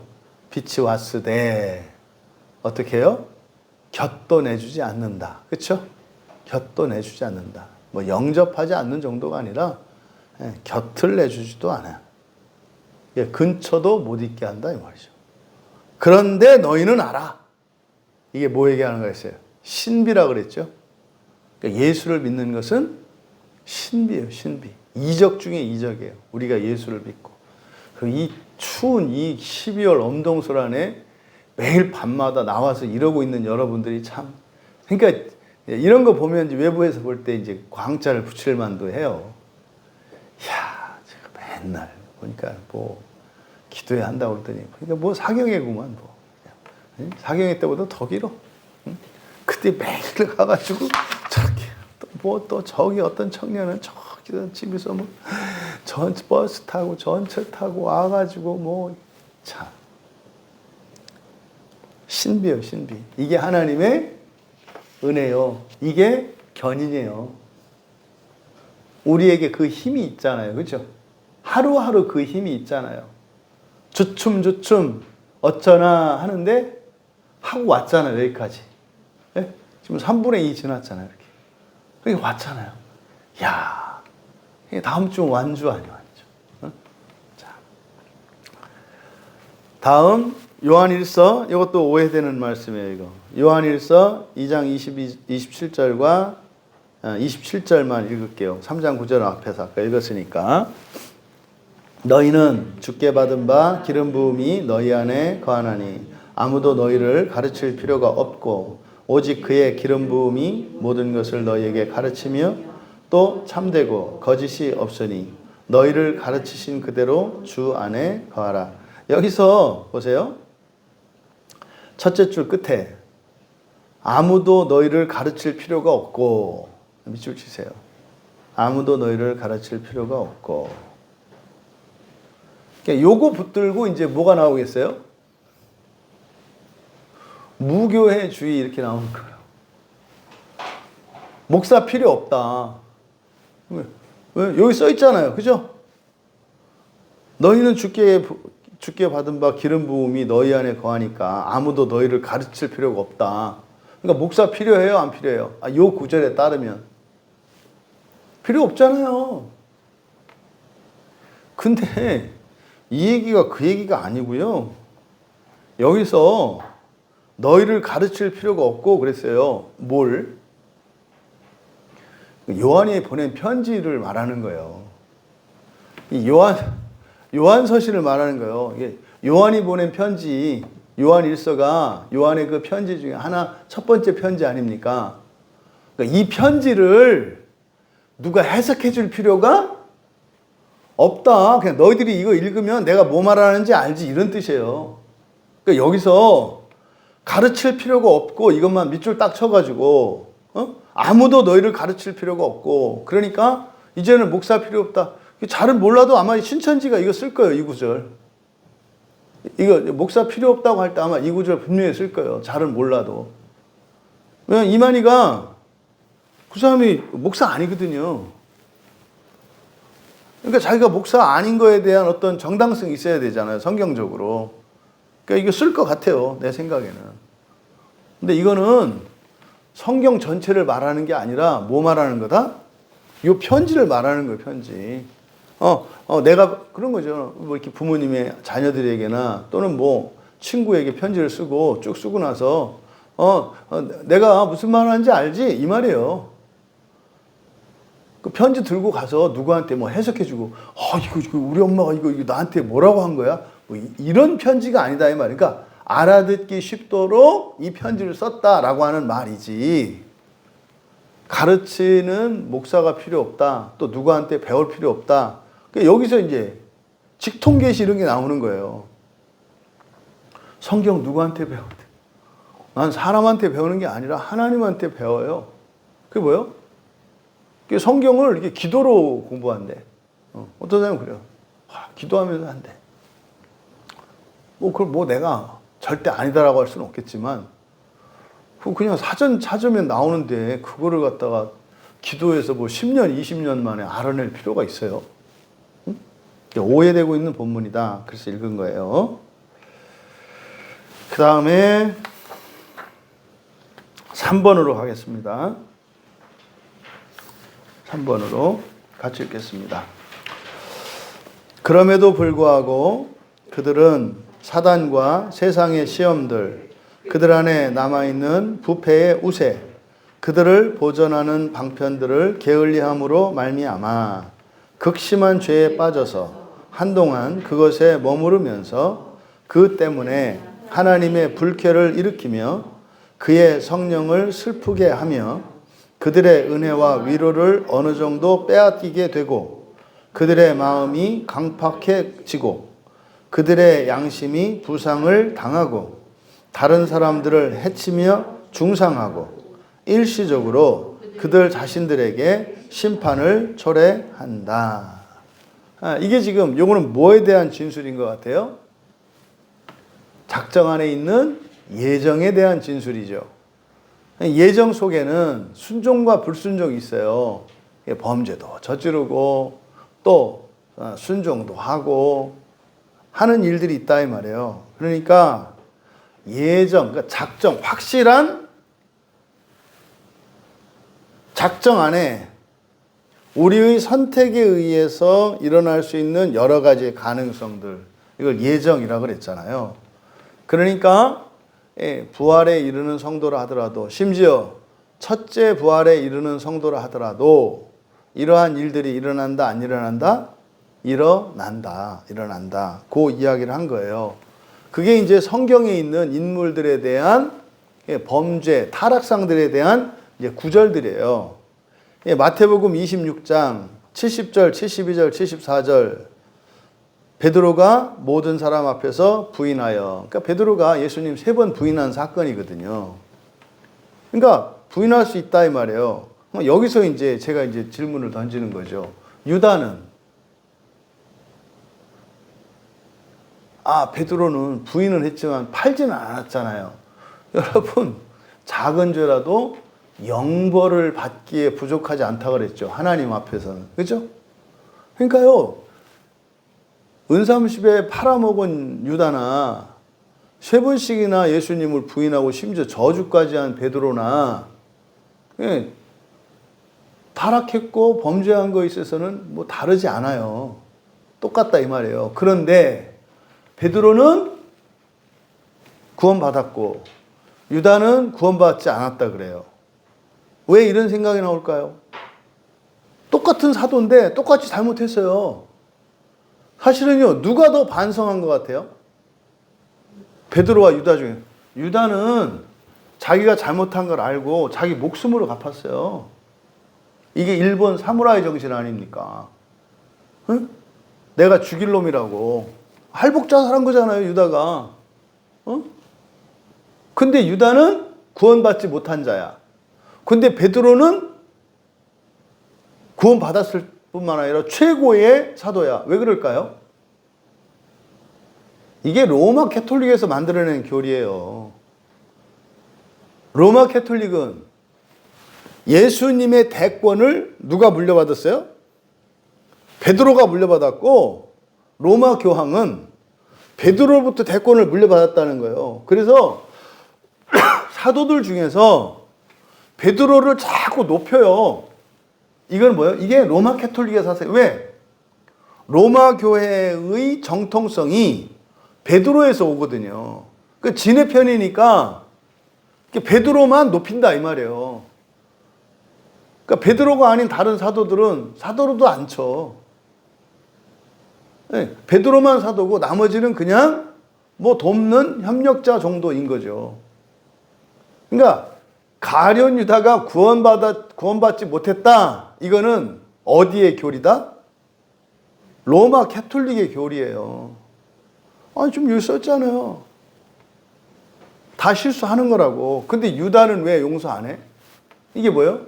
내로남불.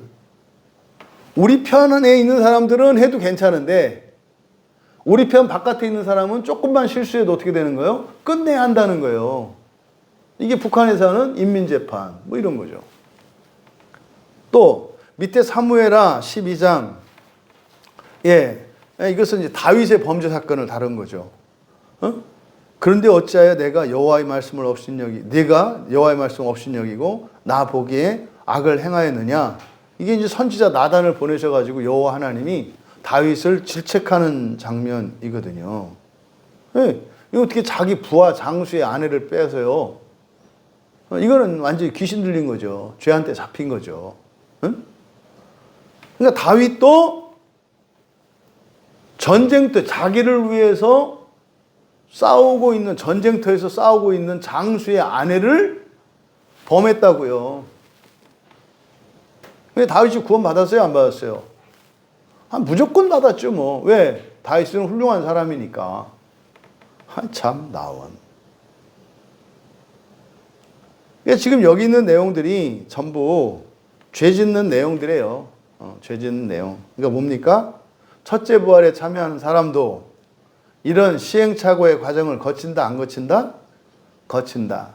그럼에도 불구하고 우리가 확신을 가질 수 있는 것은 첫째 부활이나 부활이나 다 그리스도로 말미암는 것이기 때문에. 그러니까 중요한 것은 뭡니까? 확신이 중요한 게 아니라 뭐가 중요해요? 답해보세요, 한번 여러분들이.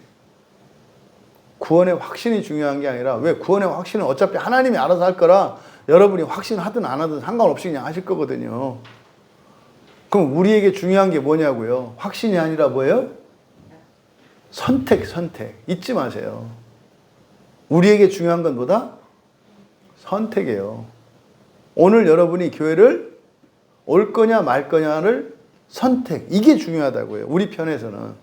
그럼 한 번 실수하면 끝이다. 이 얘기가 아니라 했어요. 선택 잘못한 거에 대해서는 어떻게 해라?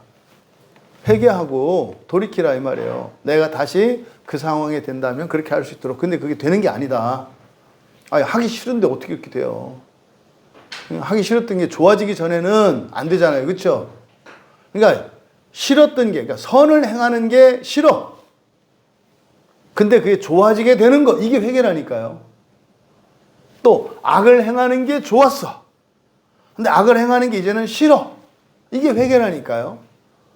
어떤 행위를 이렇게 심판하고 심판받는 게, 심판받아가지고 죄값을 받는 게 회개가 아니라 선을 행하기 싫어했던 내가 선을 행하게 되고 악을 행하는 것을 좋아했던 내가 악을 행하는 걸 싫어하게 되는 거, 이게 회개다 이 말이에요. 그러니까 중요한 것은 우리가 어느 수준이냐 뭐 이게 아니라 뭐예요? 바른 선택을 하며 잘못된 선택을 했을 때 그것을 깨닫고 회개하는 거예요. 이러면 하나님이 여러분 첫째 부활로 인도하신다니까요. 근데 거기서 여러분들이 마음속에 이렇게 여기 한 0.2% 이렇게 지긋지긋한 두통이 있는 분들은 무엇인가에 대한 집착을 내려놓지 않았기 때문에 그래요. 아쉬움. 그 뭐라 그랬어요? 그 시체라 그랬잖아요. 시체. 죽은 아들 시체. 그 냄새난다. 이제 그만 들고 다녀라. 그만 들고 다녀라. 그 별거 아니다. 하나님의 의를 추구한다. 선을 추구한다. 이건 뭐라 그랬어요? 사람의 의도 포함되어 있는 거다. 산 애기를 주겠다. 살아있는 애기를 주겠다. 왜 죽은 애를 따라가? 아니, 애를 어떻게. 아니, 죽었는데 갖고 묻으면 살아있는 애를 준다니까요. 예? 그러니까 하나님의 의와 사람의 의, 하나님의 선과 사람의 선을 적대적이고 경쟁적인 위치에 놓지 마라. 하나님 안에는 사람도 다 있는 거다. 다음 18장으로 뭐 지금 전부 여기 있는 내용들이 다 지금 죄 지은 내용이에요. 예? 뭐 계시록 2장 4절 보세요. 예. 너는 처음 사랑을 버렸느니라. 다시 집어들면 되지. 잘못 선택했으니까 바른 선택으로 가려고 하면 되지. 그러니까 용서받지 못할 죄가 없어요. 용서받지 못할 죄가 없다고요. 성령을 소멸하는 죄는 용서할 수 없다고 그랬죠. 아니, 그 용서하고 말고가 아니라 네 선택이라니까. 성령을 막 퍼내는데 그걸 어떻게, 용서가 아니지 그거는. 자기 안에 있는 성령을 막 퍼내. 그거 뭐 용서해 주세요. 아니, 용서나 마나 지가 하는 거를 막나? 용서받지 못할 죄가 없다. 잊지 마세요. 그래서 징계를 받기도 하고 벌 받는 것 같은 때도 오고. 근데 신자들은 남은 벌이 있다 없다? 없어요. 벌이 아니에요. 벌이라는 게 뭡니까? 잘못된 행위에 대한 책임이에요. 그건 없어요. 잘못할 수밖에 없는 구조적인 결함을 고치기 위해서 우리에게 고난이 오는 거지, 행위 때문에 받는 벌은 아니다 이 말이에요. 18장으로 넘어갑니다. 은혜와 구원의 확신에 관하여 1번입니다. 외식하는 자들과 기타 거듭나지 못한 사람들이 하나님의 총애와 구원의 상태에 있다고 하는 그릇된 소망과 육적 오만으로 허망하게 자신들을 속이고 있는데 그들의 이 소망은 사라지고 말 것이다. 그러나 진실이 주 예수를 믿고 신실하게 그를 사랑하며 그 앞에서 선한 양심을 따라 행하기를 힘쓰는 자들은 은혜의 상태에 있음을 금세 확신할 수 있고 하나님의 영광을 바라고 즐거워할 수 있다. 이 소망은 결코 그들을 부끄럽게 아니할 것이다. 이게 이제 말도 많고 탈도 많은 구원의 확신에 대한 이제 교리예요. 구원의 확신. 보세요. 앞에서 설명한 내용들 있잖아요. 외식하는 자들과 거듭나지 못하는 사람들이 하나님의 총애와 구원의 상태에 있다고 하는 그릇된 소망과 육적 오만으로 허망하게 자신들을 속이고 있는데 그들의 이 소망은 사라져요. 뭐 이렇게 복잡해요? 구원은 오직 믿음으로. 그쵸? 구원은 오직 믿음으로. 지금 여기서 쭉 외식하는 자들, 기타 거듭나지 못하는 사람들, 이 사람들은 사실은 이 웨스트민스터 신앙 고백에서는, 이 신앙 고백서 안에는 어떤 긴장이 있다고요? 구교와 신교, 로마 캐톨릭과 개신교 사이에 긴장이 있다고요. 그래서 이때 당시에 종교개혁기의 당시의 문헌 속에서는 항상 이걸 적으로 규정하고 있거든요, 서로. 로마 캐톨릭은 중세 이 교회, 로마 교회는 개혁주의 교회들, 이 개혁교회들을, 종교개혁의 교회들을 적으로 규정하고 있고, 이 개혁교회들은 로마 교회를 적으로 규정하고 있어요. 그러니까 우리나라 남북 대치 상황과 같이 편으로 딱 나뉘어 있다고요, 교회가. 되게 슬픈 시대예요. 그래서 이때 당시에 신학자들의 진술 속에는 다 독이 있어요, 독. 그 독을 제거해야 돼요. 복을 먹을 때 독을 제거해야지 복 먹고 죽어요. 복은 아무 데나 못 하잖아요. 그렇죠? 그래서 이때 당시에 이 스콜라주의 문헌들 안에는 이런 도끼가 있어요. 이게 뭐예요? 상대방을 비방하고 공격하기 위해서 나만 진짜야 라고 하는 독선적인 이런 사고가 있어요. 그리고 저쪽은 틀렸어 라고 하는 이거를 자꾸 명분을 만들어내야 돼. 지금 여기서 얘기하잖아요. 외식하는 자들, 거듭나지 못한 사람들, 그릇된 소망과 육적 오만으로 허망하게 자기 자신을 속이고 있는 사람들, 누구 얘기하는 거예요? 지금 여기서는 가톨릭을 말하는 거예요. 여기서는. 이게 반대예요. 우리는 외식하지 않고 있다 이 말이에요. 우리는 거듭났다 이 말이에요. 우리는 참된 소망 안에 있고, 우리는 영적인 자부심을 갖고 있다. 이렇게 얘기를 하는 거예요, 이게 지금. 이런 걸 여러분이 읽어내야 된다고. 하지만 이거 틀렸냐? 그거 아니라니까. 여기서 진리로 만들면 돼요. 그러면 여기서 말하는 외식하는 자들, 거듭나지 못한 사람들, 이 사람들은 누구라고 보면 되겠어요? 첫째 부활을 소망하지 않는 사람들이라고 생각하시면 돼요. 첫째 부활을 소망하지 않는 사람들. 그러니까 얻을 구원을 위해서 구원을 이루며 살아가지 않는 사람들, 이런 사람들이 예, 유사 그리스도인이라고 하고요. 썬데이 크리스찬이라고도 하고요. 예? 뭐 모양만 그리스도인 이렇게 얘기를 하는 거예요. 그렇다고 해서 이 사람들이 그리스도인이 아닌 것은 아니다. 근데 여기서는 그런 사람들은 아니라고 지금 얘기를 하는 거거든요. 예, 이 소망은 사라지고 말 거라 그래요. 아니죠. 그러니까 여기서는 여러분들 어떻게 이해해라? 첫째 부활의 소망을 가지지 않은 사람들은 그냥 부활 얘기를 하는데, 그 사람들은 뭐요? 그냥 예수만 믿으면 지옥 안 갈 거라고 생각을 하는데, 그리고 주님과 함께 세상을 통치할 거라고 생각을 하는데, 아니다 이 말이에요. 아니다.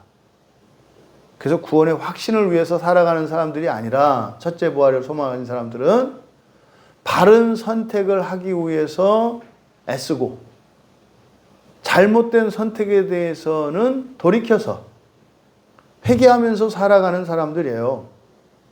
이 사람들을 세 번째 줄 뒤에서부터 진실이 주 예수를 믿고 신실하게 그를 사랑하며 그 앞에서 선한 양심을 따라 행하기를 힘쓰는 자들, 세 번째 줄을 나눠서 앞에는 첫째 부활의 소망이 없는 사람, 아래는 첫째 부활의 소망을 가진 사람, 이렇게 이해하시면 된다. 아시겠죠? 첫째 부활의 소망이 없이 살아가면은요, 참고 인내하는 일이 필요할까요? 안 필요할까요? 네. 자기 한계를 넘는 일은 필요하지 않아요. 그 사람들은 하고 싶은 대로 살 거거든요. 이게 그냥 첫째 부활을 모르기 때문에 그래요. 그리고 어쩔 수 없어. 본성은 변하지 않아. 바뀌어야 된다니까요. 첫째 부활의 핵심이, 그러니까 부활의 핵심이 본성이 바뀌는 건데, 사실은 부활도 믿지 않는 거죠. 그러니까요, 어떤 때는 죽을 것 같이 힘써야 할 때가 있는 거예요. 예수를 믿고 살아가는데 어떤 때는 정말 이를 악물고 그렇게 막 견디고 참아낸 적이 없어. 이런 거. 막 교회 떠나고 싶어서 죽겠는 거예요, 막. 근데 그 참느라고 엄청 애썼어. 이런 게 있을 수 있다, 이 말이에요. 이런 게 있을 수 있다고. 그만두고 싶은 마음이 막 들어. 그래서 어떻게 해요? 이게 뭐 너무 힘들어가지고. 이런 일, 그때 어떻게 안 참아요. 첫째 부활의 소망이 없는 사람들은 뭘 참아요? 딴 데 가면 되지. 성경을 보다가, 설교를 듣다가, 지긋지긋할 때가 와요. 이게 뭐예요? 그때가 바로 뭐예요? 한계를 넘는 때죠. 그게 본성이 변하는 때거든요. 그러니까 이런 일은 계속 와요, 계속. 근데 그 첫째 부활의 소망이 없으면 이만하면 됐다 한다 이 말이에요. 아유, 은혜도 많이 받았고, 뭐 옛날에 비하면 내가 많이 좋아졌고, 뭐 이렇게 했으니까 이제 조금 잠깐 뭐 이렇게 바캉스 떠나는 기분으로 좀 여유를 가져도 되지 않나? 뭐 이런 생각 한다고요. 그거는 되죠. 뭐 안 될 게 뭐 있어요. 근데 그건 되고 안 되고의 문제가 아니라 그 사람은 지금 뭘 잃어버린 거예요? 첫째 부활을 잃어버린 거예요. 그러니까 이거는요, 여러분 의식하셔야 된다니까, 계속. 첫째 부활은. 그러니까 첫째 부활은요, 그 벼랑 끝을 걸어가는 거예요, 이렇게. 첫째 부활은 벼랑 끝을 걸어가야 돼요. 요 끝을 가야 첫째 부활에 가는 거예요. 왜요? 여기서 조금 한 발짝만 안으로 가잖아요. 여기서 텐트 쳐요.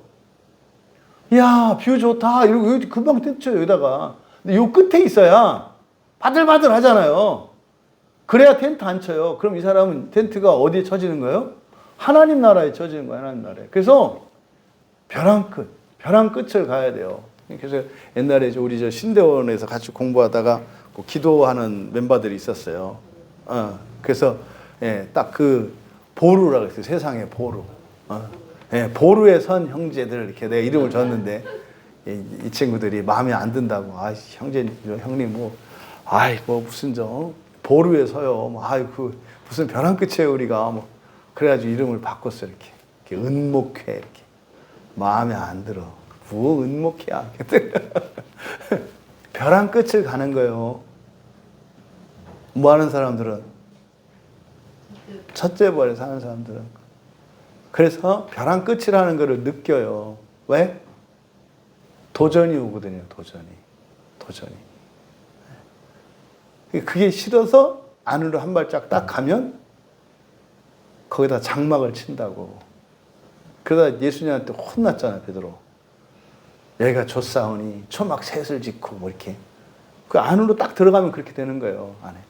이게 또 이제 이게 사실 은혜 받았을 때잖아. 좋다 할 때. 그때 떠올려야 되는 비유. 네? 밑에 장작불 타고 있는 가마솥에서 헤엄치는 물고기가 됐구나 이렇게 해야 돼요. 죽는다 그렇게 하면. 진짜로 우리 광야교회 교인들은 보루에 선 성도들, 벼랑 끝을 가는 성도들이 다 되길 바라요. 네? 세상의 보루. 그래서 여러분 주변에 있으면 여러분으로 인해서 첫째 부활의 도전을 받고 첫째 부활에 임할 수 있게 되길 바랍니다. 두 번째 같이 읽습니다. 이 확실성은 공연히 지어낸 그릇된 소망에 근거한 다만 추측이며 그럴듯한 신념이 아니라 구원의 약속들의 신적 진리, 이 약속들 위하여 맺은 진리의 내적 증거, 우리가 하나님의 자녀인 것을 우리의 영과 더불어 증거하시는 성령의 증거에 기초한 신앙의 무오한 확신이다. 이 성령은 우리가 받을 기업의 보증이니 그에 의하여 우리는 구속의 날을 위해 인치심을 받는다. 그래서 이 확실성 해놓으시고 거기다 여러분들은 첫째 부활이라고 쓰세요. 첫째 부활. 그러면은요, 이 확실성, 이 구원의 확실성, 이 구원의 확신이라고 하는 이것이 여러분들이 그러니까 구원에 확신할 때 그 구원은 뭐다? 첫째 부활이다 이 얘기를 하는 거예요. 첫째 부활은 있다. 첫째 부활은 있다. 그리고 내가 그것을 원하고 그것을 위해서 살아가면 나는 반드시 첫째 부활할 수 있다. 요 얘기를 하는 거예요. 그러니까 제가 여러분들에게 첫째 부활이 있다고 하는 거, 공연히 지어낸 그릇된 소망에 근거한 추측이나 그럴듯한 신념이 아니라고요. 첫째 부활이라는 단어가 성경에 있어요, 없어요? 요한계시록 20장에 있단 말이에요. 그리고 첫째 부활에 대한 성경적 근거가 여기저기 계속 있다 이 말이에요. 더 좋은 부활이라고 하고 더 좋은 구원이라고 하고, 이 세상에 어떤 고난도 감주고라도 얻을 만한 그것이 뭐예요? 장차 나타날 영광. 그 장차 나타날 영광이라는 게 뭘 말하는 거예요? 첫째 부활을 말하는 거라고요. 근데 그 첫째 부활은 확실히 있고 그것을 원하고 그것을 위해서 살아간다면 반드시 주어진다는 거예요. 그런데 이것의 보증이 뭐다? 성령이라는 거예요, 성령. 이제 우리가 주일 설교를 통해서 더 확실히 지지를 받잖아요. 그러니까 무슨 말이에요? 성령의 능력으로. 우리 안에 성령이 계시니까 여러분이 못할 거 없잖아요. 못할 거 없잖아요. 하나님의 능력이 여러분 안에 있는데 문제는 여러분들이 성령의 능력으로 안 살려고 그래. 왜? 예의가 바라서. 성령님 그냥 자리만 지켜주셔도 영광스럽사오니 제가 다 하겠나이다. 이게 마르다. 예수님이 찾아왔을 때 냅다 일만 하는 마르다. 주님 옆에서 이렇게 은혜를 받으려고 가는 마리아가 있고 막 일하는 마르다가 있잖아요. 언제 그렇게 하라 그래? 내가 밥 먹고 싶어서 왔나? 예수님이 은혜 주려고 왔지. 그럼 와서 받을 것이지. 그러니까 마르다는 얼마나 착해요. 대접하려고 하는 거예요, 이렇게. 그렇죠? 대접하려고 그러는 거 아니에요. 여러분이 병원 가가지고 의사 선생님 그 방 청소하고 있다고 생각을 해보세요. 여러분들이 막 피가 막 절절절 나서 들것에 갔어. 딱 보니까 막 의사 선생님 방에 갔는데 막 지저분해. 막 피 흘리면서 막, 아유, 선생님 잠깐만, 이렇게 치워드릴게요. 이러고 있는다고 생각을 해보세요. 귀한 건 귀한 거예요, 그죠? 그때 그냥 치료받지. 아니요. 선생님 같은 분이 어떻게 이렇게 살 수 있어요? 이런 거지. 여러분, 성령의 능력으로 사시라고. 자꾸 사람의 능력으로 뭘 하려고 하지 말고. 첫째 부활은요, 우리의 능력으로 되는 거 아니에요. 그죠? 절대로 될 수도 없는 거예요. 첫째 부활은 그만두고 부활이라는 것 자체가 사람으로는 불가능한 거예요. 근데 이 확실성은 성령이 우리 안에 계시기 때문에, 하나님의 능력이 우리 안에 계시기 때문에, 게다가 그리스도께서 우리의 중보자가 되어주셨기 때문에, 그게 우리의 첫째 부활이 확실한 증거예요. 그러니까 우리와는 상관이 없어. 그래서 이 구원의 확신과 관련할 때 여러분들은 그 구원의 확신이라는 말을 통해서 여러분들이 진짜 해야 되는 것은 뭐다? 바른 선택과 회개. 그래서 구원의 확신이라는 말 하지 마시고 바른 선택과 회개에 대한 얘기를 하시라고. 응? 살면서 선택하면서 갈등하고 또 잘못된 선택을 해서 회개했던 일은 없나요? 이게 있어야 된다 이 말이에요. 또 막 갈등하다가 바른 선택을 했을 때 지나고 나서 막 기뻐하고 감격했던 적이 없나요? 이게 중요한 거죠, 이게. 아시겠죠? 그러니까 이미 요즘에 구원파라고 하는 이런 게 다 여기서 나온 거예요. 이거를 잘못 이제 해석을 하니까 성경을 보면 아, 이게 지금 이런 문제가 있구나 이래서 이렇게 바로 잡는데 성경을 보지 않고 이 교리를 마치 성경처럼 보면 이 교리를 가지고 이제 이상한 게 나오는 거예요. 아, 그래서 확신을 가지라는 거냐 말라는 거냐. 그래서 그냥 에이 그냥 확신을 갖자 이래서 구원파 같은 게 나오는 거고 이건 극단이 나오는 거다 이 말이에요. 그래서 구원의 확신이라고 하는 이것은 바로 성령께서 보증이 되어주시고 다시 말해 우리의 능력이니까 그래서 우리가 부활뿐만 아니라 뭐 첫째 부활에 참여할 수 있는 확실성이 우리 안에 성령이 계시기 때문에 그러니까 구원의 확신은 확신하는 게 아니에요. 성령님이 계실지 믿는 거고 또 성령님이 하나님이라는 걸 믿는 거예요. 응? 그건 뭐 그런 거 아니다 이 말이에요. 그러니까 우리가 해야 되는 건 뭐다? 바른 선택과 회개다. 바른 선택과. 그럼 요 과정에 은혜의 방편이 반드시 필요해요. 성경을 알아야 바른 선택을 할 수 있고 또 마음 기경을 해야 바른 선택을 할 수 있고 왜요? 고쳐야 되니까. 그래서 이렇게 회개와 바른 선택이 중요하다. 다음 3번입니다. 아, 이제 다 했나요?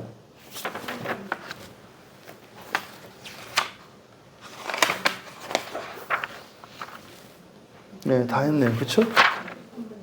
아, 3번. 아, 3번이 이렇게 차례인가요? 예, 3번. 이 무오한 확신은 신앙의 본질에 속한 것이 아니어서 밑줄 치세요. 신앙의 본질에 속한 것이 아니어서 참된 신자가 이것에 참여하는 자로 되기 전에 오래 기다리며 많은 고난과 더불어 분투해야 될 것이다. 그러나 하나님이 그에게 값없이 주신 사물들을 알 수 있도록 성령이 능하게 하여 주심으로 그는 비상한 계시가 주어지지 않아도 통상한 방편들을 올바르게 사용함으로 확신에 이를 수 있다. 그러므로 자기의 부르심과 택하심을 확신하기에 전력으로 근면하는 것은 매 사람의 의무이다. 이로써 그의 마음은 이 확신이 맺는 정당한 열매인 성령에 의한 평화와 기쁨, 하나님께 향한 사랑과 감사, 순종의 의무들을 이행하는 힘과 육회에서 더 커질 수 있다. 이 확신이 사람들을 방종에 기울어지게 하는 데서는 매우 멀리 있는 것이다. 지금 신앙의 본질에 속한 것이 아니어서 이렇게 해놨잖아요. 그러니까 이게 지금 이 무오한 확신이 첫째 부활에 대한 확신이 아니라 이 웨스트민스터 신앙 고백에서 말하는 확신은 구원의 확신이거든요. 그러니까 이게 본질적인 아닌 거다라고 얘기를 해요. 그러면요, 지금 3번에서 길게 얘기했잖아요. 그냥 횡설수설이에요.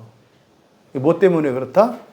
개혁주의 안에 있는 모순성 때문에 그래요. 그러니까 설명을 하긴 해야 되는데 안 할 수는 없고 하다 보니까 말이 안 돼요. 그렇잖아요. 왜 작정이라고 하는 것은 하나님이 작정과 예정은 하나님이 세상을 창조하시기 전에 세워놓은 계획 아니에요. 그잖아요. 그럼 반드시 되잖아요. 그러니까 그거를 확신하고 말고 할 게 있어요, 없어요? 없잖아요. 근데 신자들의 삶 속에서는 그런 일이 생겨요, 안 생겨요? 생겨요. 믿었다, 의심했다, 믿었다, 의심했다 이런 일이 막 생기고 심지어 교회 떠났다 들어왔다 하는 일이 있잖아요. 그러니까 이거를 그냥 둘 수는 없어. 그러니까 지금 이 3번을 단순화시켜서 얘기하면 뭐예요? 신앙생활 잘 하라는 거예요. 신앙생활 잘해라. 신앙의 일상을 지켜라. 요 얘기를 이렇게 한 거예요, 그냥. 그런데 뭐라고 그랬어요? 첫 번째 줄에? 신앙의 본질에 속한 것이 아니어서. 그러니까 뒤에 있는 말은 뭐예요? 사족이에요, 사족. 근데 사족이라고 말했지만 여기에서 신앙의 본질에 속한 것이 아니어서가 아니라 신앙의 본질에 속한 것으로 해야 돼요. 신앙의 본질에 속한 것으로. 그럼 이 무어한 확신은 뭐에 대한 확신이에요? 첫째 부활에 대한 확신이에요. 그러니까 지금 이 사람들은 첫째 부활을 믿지 않기 때문에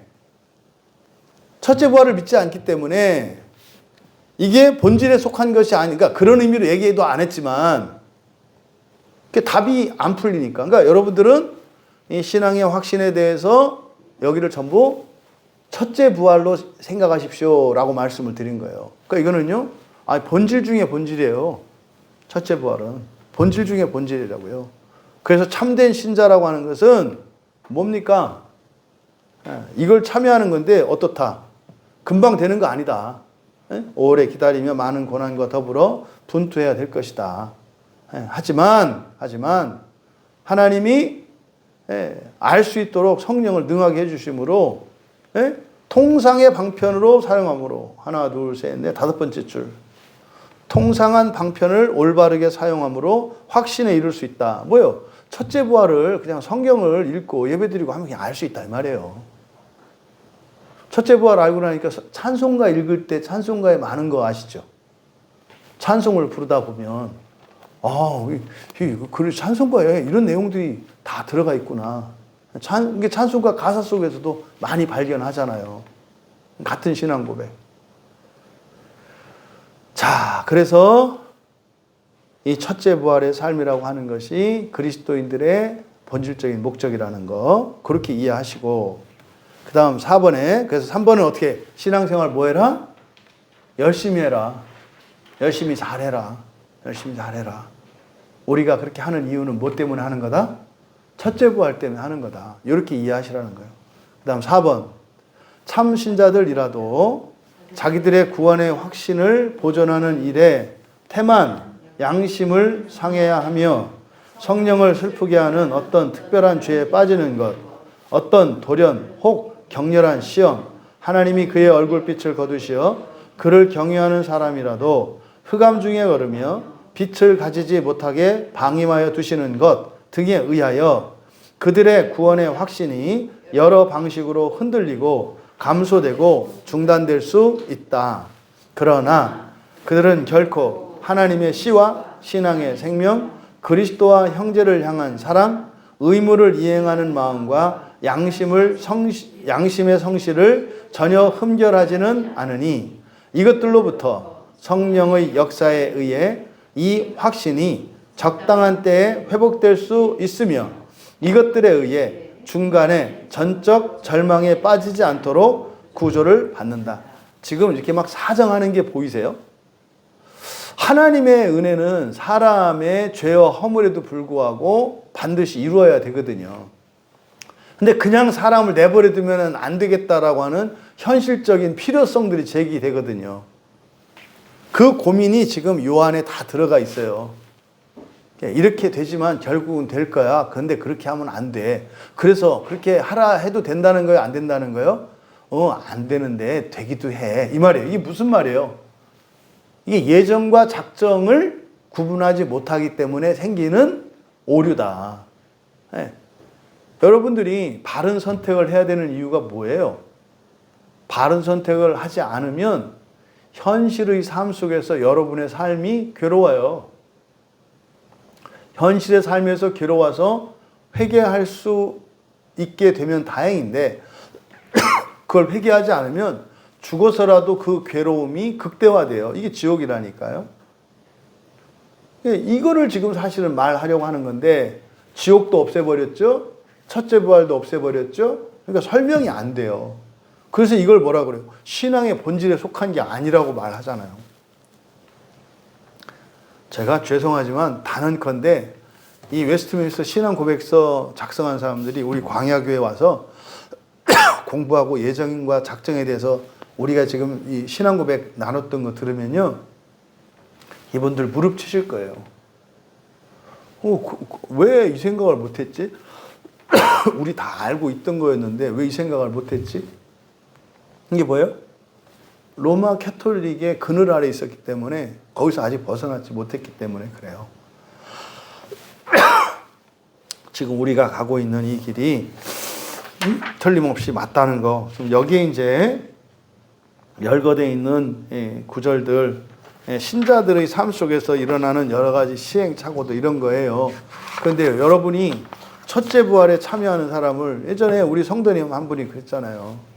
첫째 부활 가고 싶은데 나는 아무리 해도 안 될 것 같은 그 불안감 때문에 누군가가 좀 나한테 첫째 부활에 참여했다고 이렇게 표를 하나 주기를 바라는 성도님이 있었다고.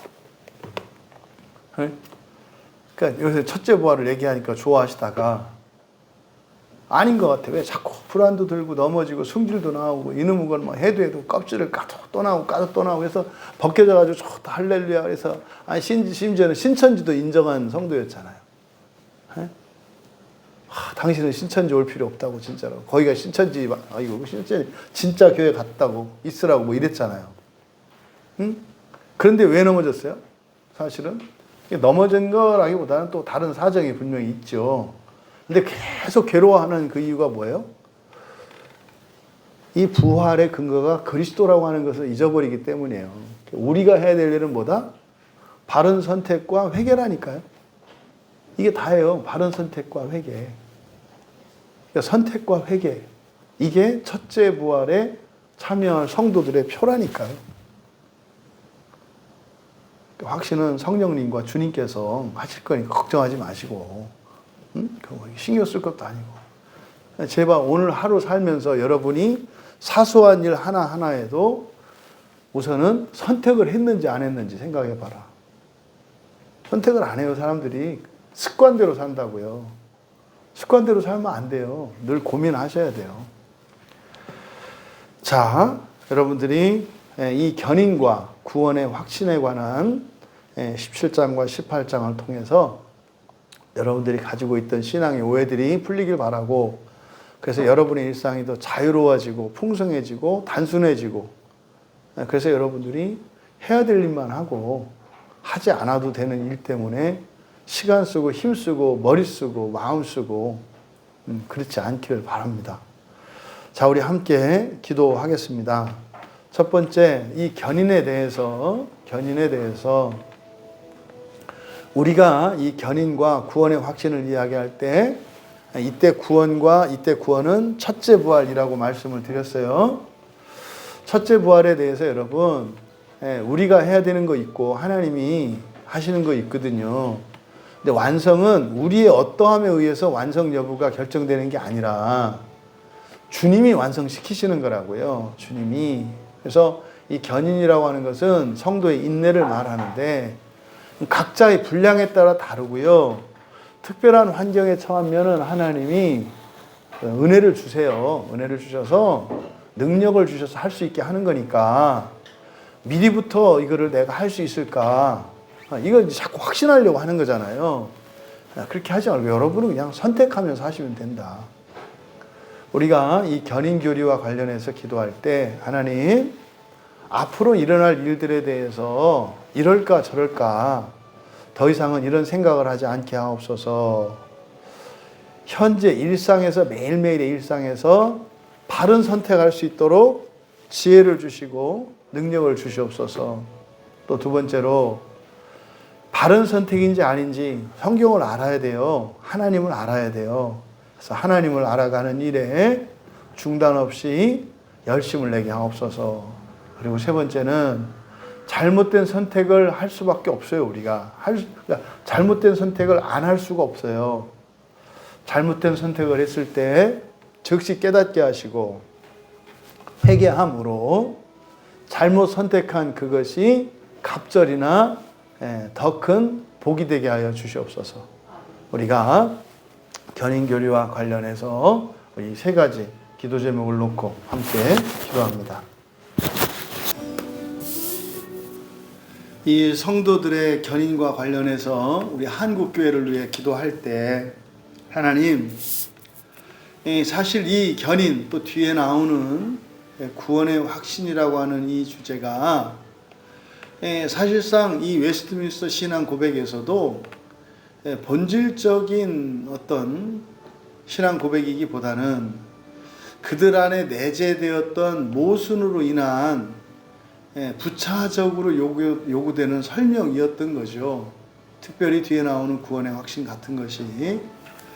하지만 이제 우리가 살고 있는 이 시대에는 이제 계시의 빛이 더 분명히 드러났기 때문에 우리는 이해할 수 있습니다. 그래서 우리 한국교회가 이 견인 그리고 이 구원의 확신이라고 하는 이 주제를 바로 그때 구원이 첫째 부활이 되게 하여 주시옵소서.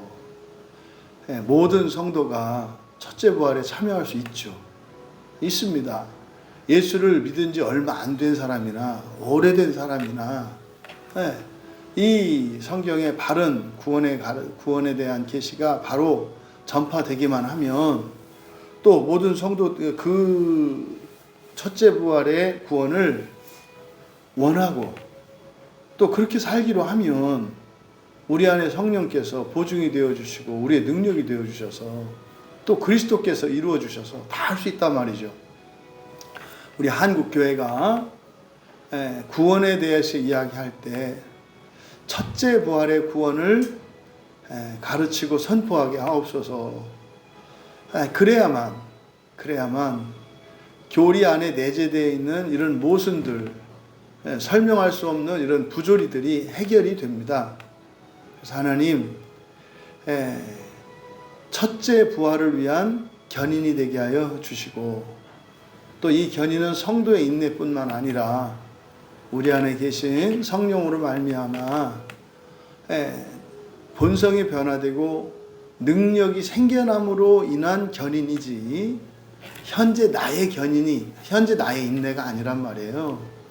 그래서 우리가 한국교회를 위해서 기도할 때 두 번째로는 하나님, 이 견인 교리가 바르게 가르쳐지고 바르게 선포되게 하셔서 이렇게 잘못된 어떤 구원파적인 그런 안일한 구원관 또 경건주의적인 극도의 이런 금욕적인 구원관 이런 것에 치우치지 않게 하여 주시고 각자의 분량에 최선을 다하되 성령 하나님께서 나에게 부족한 부분들을 온전히 이루어 줄 것을 믿는 바른 이 견인교리가 가르쳐질 수 있도록. 세 번째로는 이 견인교리에 대해서 또 이 구원의 확신에 대해서 잘못된 지식을 갖고 있기 때문에 참 많은 신자들이 고생을 하고 방황을 해요. 하나님, 이 땅에 좀 떠도는 그리스도인들, 불안감 속에서 늘 하나님 눈치 보면서 자유롭지 못한 그리스도인들이 이 견인과 구원 확신에 대한 이 바른 교리를 통해서 자유를 얻게 하옵소서. 하지만 자유로 선을 행하게 하옵소서. 우리 한국교회를 위해서 같이 기도합니다. 끝으로 우리들의 신앙의 여정을 되돌아보며 기도합니다. 지금까지 우리가 살아오면서 그것이 우리 종교적인 것이든 아니면 사회적인 것이든 가정적인 것이든 개인적인 것이든 단체적인 것이든 여러분들이 늘 선택을 하게 되는데 그 선택의 의미가 우리에게 무엇인지 생각하면서 한번 기도합시다. 그러니까 작은 것 하나하나를 이렇게 선택할 때에, 그래서 사실 우리가 이렇게 영적으로 승화시키고, 처음에는 번거로울 정도로 이렇게 생각을 해야 되겠지만, 그렇게 계속 생각하면서 살 수는 없죠. 하지만 우리가 그렇게 하지 않았었기 때문에 총체적으로 점검할 필요가 있다고 말씀을 드리는 거예요.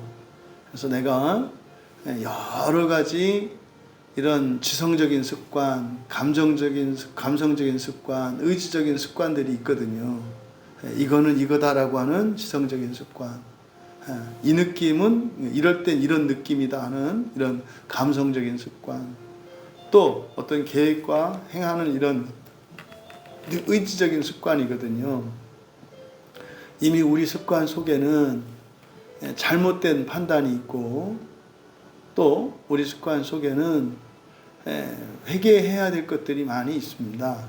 그래서 우리들이 지금까지 살아왔던 크고 작은 일들을 하는 데 있어서 우리가 어떤 선택을 했고, 또 그 결과가 어떠했는지를 우리가 깨달아서 이것이 잘못된 습관인지 잘못된 선택인지 바른 선택인지 깨닫게 해주시고, 그리고 여러분이 구체적인 사건들과 어떤 습관들 속에서 바꾸어야 할 것과 또 어떻게 바뀌어야 할 것인지를 여러분들이 생각하시고 그것을 기도 제목으로 삼는 이 시간 되기 바랍니다. 그리고 그것이 고쳐질 때까지 지속적으로 기도하십시오. 하나님, 저에게 이런 습관, 이런 생각의 습관, 이런 감정의 습관, 이런 의지의 습관이 있는데 이게 잘못된 선택에 의해서 결과되어진 것인 것을 깨닫게 되었습니다. 그러면 어떤 선택이 이런 습관을 만들었는지 생각나게 해주시고, 그래서 바른 선택으로 우리의 습관을 고칠 수 있도록, 그리고 또 실제로 여러분들이 극복 못하고 있는, 하지만 고치고 싶은 그런 습관, 이 습관은요 단지 어떤 행동이나 이런 것만 말하는 거 아니에요. 여러분의 생활 사이클도 습관이 있어요. 흔히 말하는 작심삼일이라든지 하는 이런 생활 속에 이런 사이클의 습관도 있거든요. 그래서 내가 회개해야 되는 습관들이 무엇인지 하나님께 생각나게 해달라고, 그리고 그 습관들을 여러분 성령께서 가르쳐 주시면 메모해 두셨다가 그 습관이 바뀔 때까지 계속 기도하면서 은혜를 구하고, 또 일상 속에서 그것을 바꾸기 위해서 또 노력하는 이런 과정 속에 하나님이 도우시는 일들을 경험하게 될 겁니다.